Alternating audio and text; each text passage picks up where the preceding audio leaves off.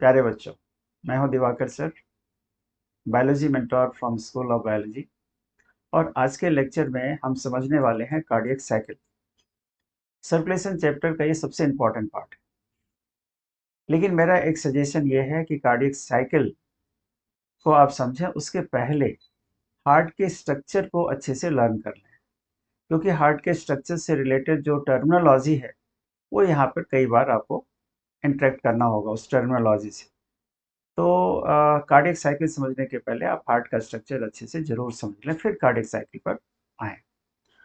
तो चलिए, cardiac cycle देखो एक बड़ा ही कॉम्प्लिकेटेड टॉपिक है और इसमें बड़े सारे कॉन्सेप्ट्स। हमें सिर्फ एनसीईआरटी के पॉइंट ऑफ व्यू से कार्डियक साइकिल को समझना है। तो चलते हैं अपने बुक पर, कार्डियक साइकिल पर। तो ये सामने आपके कार्डियक साइकिल है। बेटा, कार्डियक साइकिल का मतलब क्या होता है? कार्डियक साइकिल का सीधा सीधा मतलब है हार्ट की साइकिल। तो कोई भी जो साइकिल होता है ना, उसका एक टाइम ड्यूरेशन होता है। तो हार्ट की साइकिल का भी टाइम ड्यूरेशन होगा, और हार्ट के साइकिल का जो टाइम ड्यूरेशन है उसके बारे में थोड़ा यहाँ पर लिखा हुआ है कि एक हार्ट की साइकिल का टाइम ड्यूरेशन है 0.8 सेकेंड। तो 0.8 सेकेंड हम कैसे निकालते हैं? हम कार्डियक साइकिल का टाइम इस तरह से निकालते हैं कि एक मिनट के अंदर, एक मिनट मतलब 60 सेकेंड, एक मिनट में हार्ट कितनी बार बीट करता है? 72 टाइम्स। तो एक बीट का जो टाइम होगा वो 0.8 सेकेंड होगा। तो ये एक कार्डियक साइकिल का टाइम है। और 0.8 सेकेंड में हार्ट के अंदर जो कुछ भी होता है वो अगले 0.8 सेकेंड में उसी सीक्वेंस में रिपीट होगा। इसी रिपीटेशन को हम कार्डियक साइकिल कहते हैं। ये जो लाइनें लिखी इसी को एक्सप्लेन किया कि ए 0.8 सेकेंड में हार्ट के अंदर जो भी इवेंट होगा वो अगले 0.8 सेकेंड में उसी सीक्वेंस में रिपीट होगा। तो रेस्टिंग कंडीशन में जो कार्डियक साइकिल का जो टाइम है वो 0.8 सेकेंड होता है। ये बढ़ता या घटता रहता है अलग अलग सिचुएशन में। अब आते हैं कि 0.8 सेकेंड में हार्ट के अंदर क्या क्या होता है। तो एक कार्डियक साइकिल एक हार्ट बीट के करस्पॉन्डिंग होता है ना। और इस हार्ट बीट के अंदर ये तीन मेजर इवेंट होते हैं। एक है ज्वाइंट डायस्टॉल। यहाँ पर डायस्टॉल और सिस्टोल वर्ड का मतलब भी समझ लेना चाहिए। डायस्टॉल का मतलब होता है रिलैक्सेशन, हार्ट की वॉल रिलैक्स कर रही है, और जब रिलैक्स कर रही है उस समय वो ब्लड को रिसीव करेगी। ठीक है। तो डायस्टोल के समय हार्ट के चैम्बर में ब्लड की फिलिंग होती है। और दूसरा वर्ड होता है सिस्टोल। सिस्टोल का मतलब होता है कॉन्ट्रैक्शन, हार्ट की वॉल में कॉन्ट्रैक्शन होगा। तो कॉन्ट्रैक्शन होगा तो कॉन्ट्रैक्शन के समय इजेक्शन होगा ब्लड का। तो ये दो टर्म समझना चाहिए कि डायस्टोल के समय रिलैक्सेशन होता है हार्ट की मसल का, सिस्टोल के समय हार्ट की मसल का कॉन्ट्रैक्शन होता है। तो एक कार्डियक साइकिल और एक हार्ट बीट में तीन मेजर इवेंट होते हैं। ज्वाइंट डायस्टोल, ज्वाइंट का मतलब है कि हार्ट के अपर चैम्बर को हम क्या कहते हैं? एट्रिया। नीचे वाले चैम्बर को हम क्या कहते हैं? वेंट्रिकल। ये दोनों चैम्बर में ब्लड की फिलिंग हो रही होती है, दैट्स व्हाई ज्वाइंट डायस्टोल। दोनों चैम्बर, हार्ट का upper chamber atria, lower chamber ventricle, दोनों ब्लड को रिसीव करता है। इसका टाइम कितना है? 0.4 सेकेंड। फिर एट्रिया का सिस्टोल होता है। एट्रिया का जब सिस्टोल होता है मतलब एट्रिया का कॉन्ट्रैक्शन होगा। तो एट्रिया के कॉन्ट्रैक्शन का टाइम है 0.1 सेकेंड। तो एट्रिया का जब कॉन्ट्रैक्शन होगा तो एट्रिया से वेंट्रिकल में ब्लड आएगा। और एक है वेंट्रिकुलर सिस्टोल, जिसका टाइमिंग है 0.3 सेकेंड। जिस समय वेंट्रिकल का कॉन्ट्रैक्शन होगा उस समय वेंट्रिकल से ब्लड बाहर जाएगा। और इस सारे टाइम ड्यूरेशन को जब हम मिला देते हैं तो ये टाइम ड्यूरेशन कितने का बन जाता है? 0.8 सेकेंड का बन जाता है। तो 0.8 सेकेंड में हार्ट के अंदर ये तीन मेजर इवेंट होता है, और ये इवेंट इसी सीक्वेंस में हर 0.8 सेकेंड में रिपीट होता रहता है, और इसी रिपीटेशन को हम कार्डियक साइकिल कहते हैं।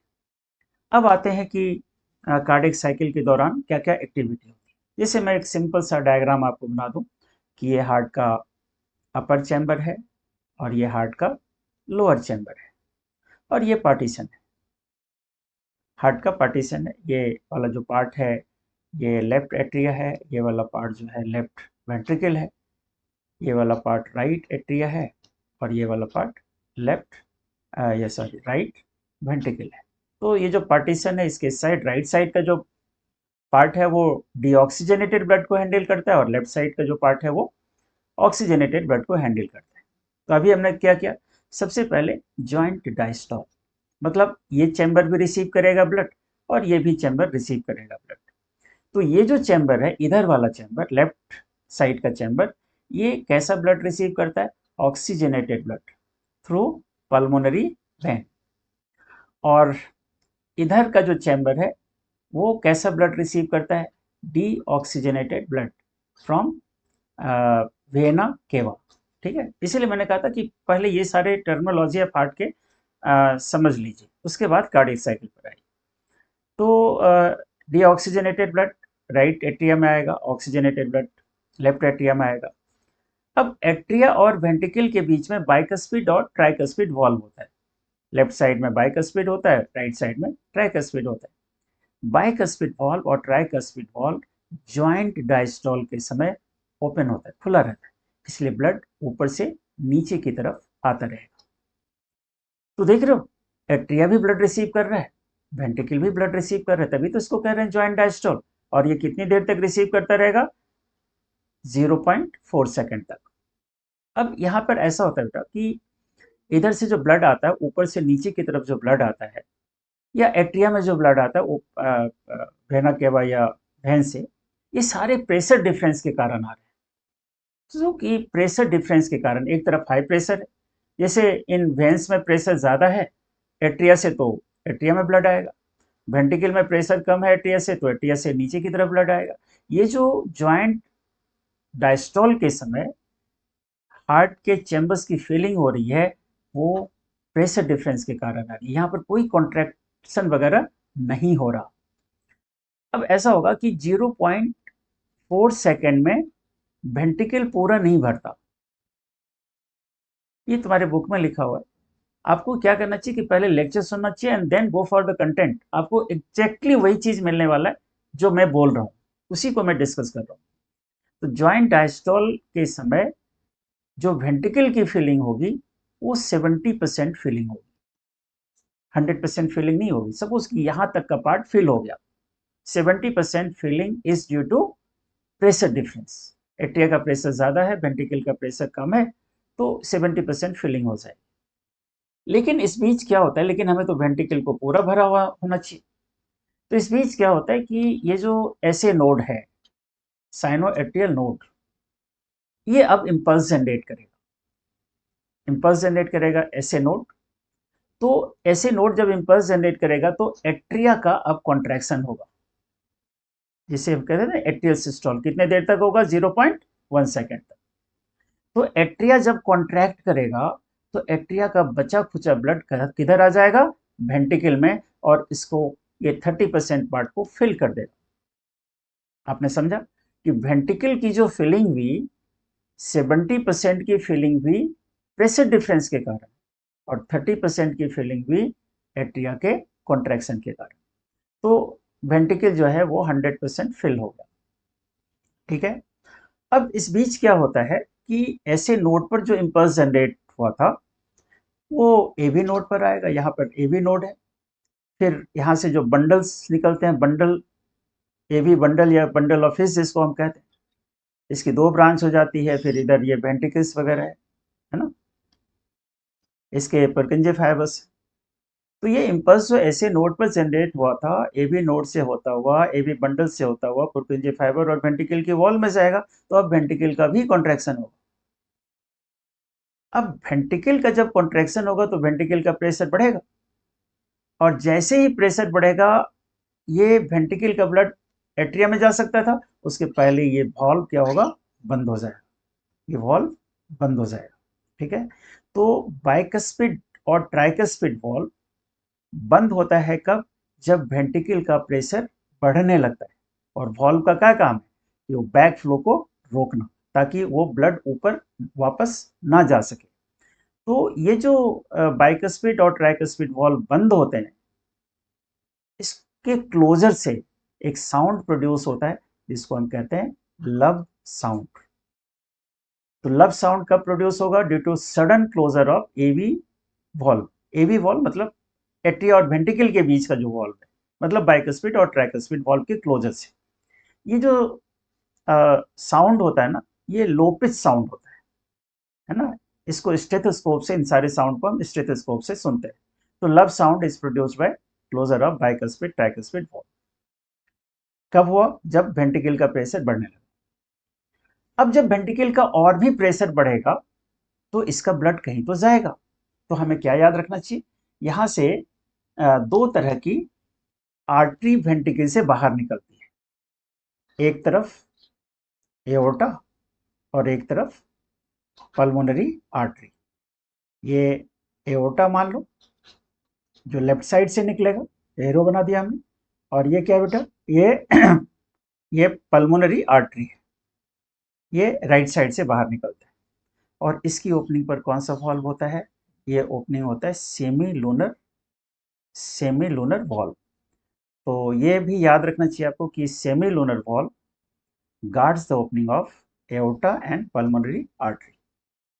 जब जॉइंट डायस्टोल हो रहा था ना, तो बाइकस्पिड ट्राइकस्पिड वाल्व तो ओपन था, लेकिन ये वाल्व क्लोज था।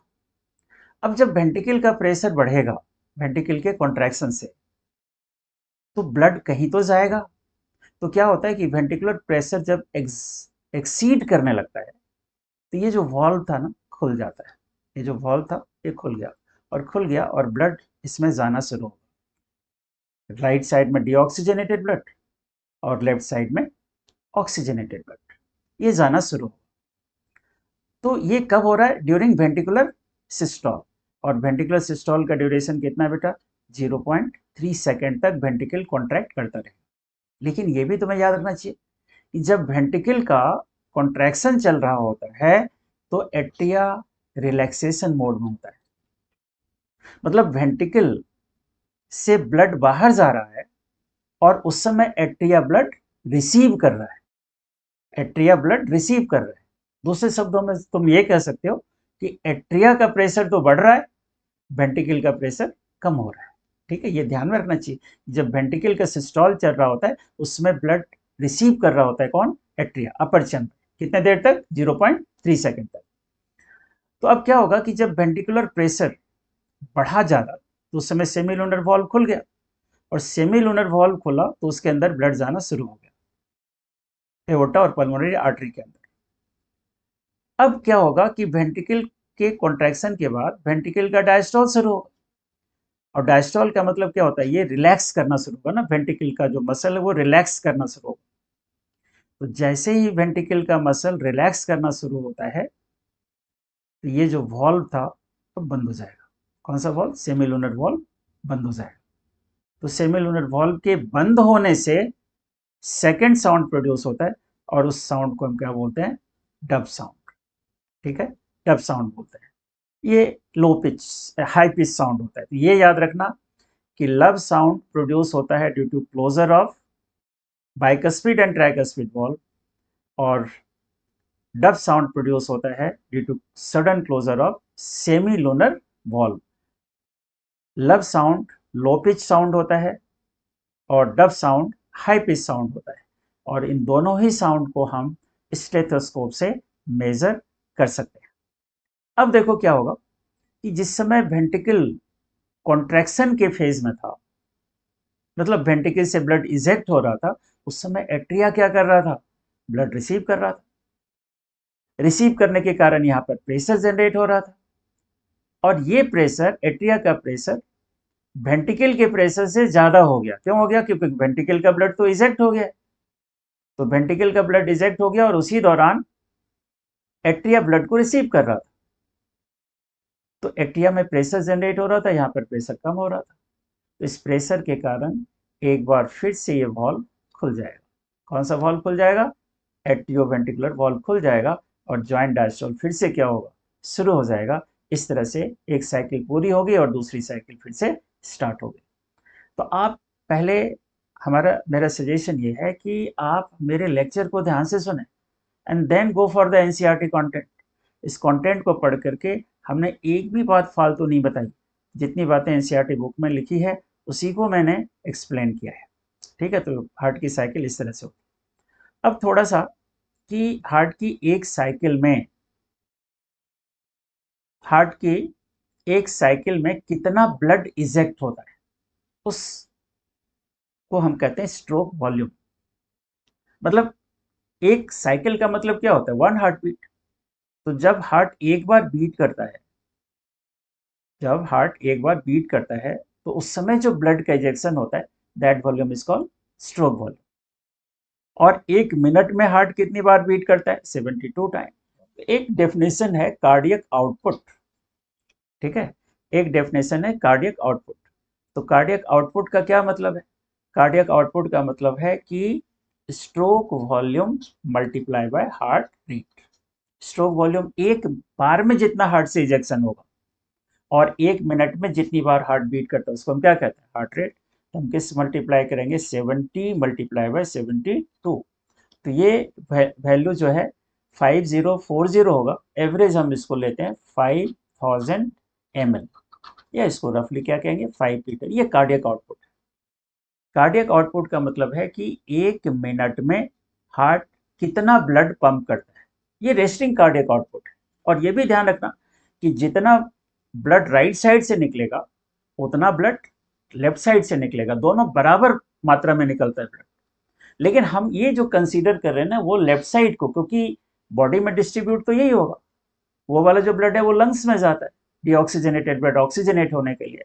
तो हम कंसीडर सिर्फ लेफ्ट साइड वाले को करते हैं, सिस्टमिक सर्कुलेशन को करते हैं, पल्मोनरी सर्कुलेशन को कैलकुलेट नहीं करते। लेकिन एक बात ध्यान में रखनी चाहिए कि 5 लीटर ब्लड लेफ्ट साइड से निकल रहा है और 5 लीटर ब्लड राइट साइड से निकल रहा है, लेकिन एक बार में नहीं निकल रहा ना, एक बार में तो 70 ml निकल रहा है दोनों तरफ से।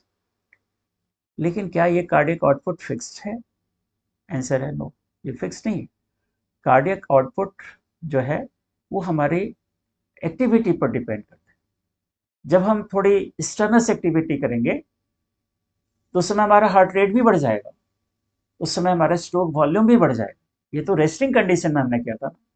जब हम थोड़ी एक्टिविटी करेंगे तो हमारा स्ट्रोक वॉल्यूम 100 ml हो जाता है, हार्ट रेट हमारा 100 हो जाता है पर मिनट। तो देखो कार्डियक आउटपुट जस्ट डबल हो गया, 10 लीटर्स हो गया, 10 लीटर्स हो गया। तो जब हम एक्टिविटी करेंगे तो हार्ट रेट क्या होगा, बढ़ जाएगा, स्ट्रोक वॉल्यूम बढ़ जाएगा और कार्डियक आउटपुट भी बढ़ जाएगा। तो मतलब ये जो 5 लीटर हम कर रहे हैं वो फिक्स वॉल्यूम नहीं है, वो रेस्टिंग कार्डियक आउटपुट है। जैसे यहाँ पर लिखा है कि for example cardiac output of athlete will be much higher than that of ordinary man. Obviously वो फिजिकली ज़्यादा एक्टिव है तो उसका कार्डियक आउटपुट भी क्या होगा, वो ज़्यादा होगा। और आखिर में ये जो साउंड के बारे में, दो प्रोमिनेंट साउंड के बारे में लिखा है जिसको स्टेथोस्कोप से मेज़र कर सकते हैं। तो वो हमने आपको बता ही दिया कि फर्स्ट हर्ट साउंड को लब कहते हैं और सेकेंड हर्ट साउंड को डब कहते हैं, जो कि क्लोजर ऑफ बाइकस्पिड ट्राइकस्पिड और क्लोजर ऑफ सेमिलुनर वॉल्व से प्रोड्यूस होता है। तो बच्चों ऐसा है कि हमने अभी के जो लेक्चर है, जो कार्डियक साइकिल वाला पार्ट है ना, उसमें हमने कवर किया कि कार्डियक साइकिल में 3 मेजर इवेंट होते हैं, वेंट्रिकुलर सिस्टोल, एक एट्रियल सिस्टोल, सॉरी पहले ऑर्डर इस तरह से है कि पहले वेंट्रिकुलर डायस्टोल, फिर एट्रियल सिस्टोल और फिर है वेंट्रिकुलर सिस्टोल। और इस दौरान क्या क्या चीज़ें होती है, जो मेन फोकस होता है क्वेश्चन पॉइंट ऑफ व्यू से हम देखें तो कि साउंड कब प्रोड्यूस होता है, किसके क्लोजर से कौन सा साउंड प्रोड्यूस होता है ना, किस एक्टिविटी के समय, हार्ट की किस एक्टिविटी के समय कौन सा वॉल्व खुला रहता है, कौन सा वॉल्व बंद होता है। ये सब मेजर पार्ट है जहाँ से क्वेश्चंस आते हैं। तो इन बातों को ध्यान में रखिए। और मैं फिर एक बार कह दूं कि लेक्चर को अच्छे से सुन लो पहले, then go for content of NCERT book, है ना। तो आपके समझ में 100% बातें आ जाएंगी। आज के लिए इतना ही। अगले लेक्चर में हम ईसीजी वगैरह करेंगे। Thank you.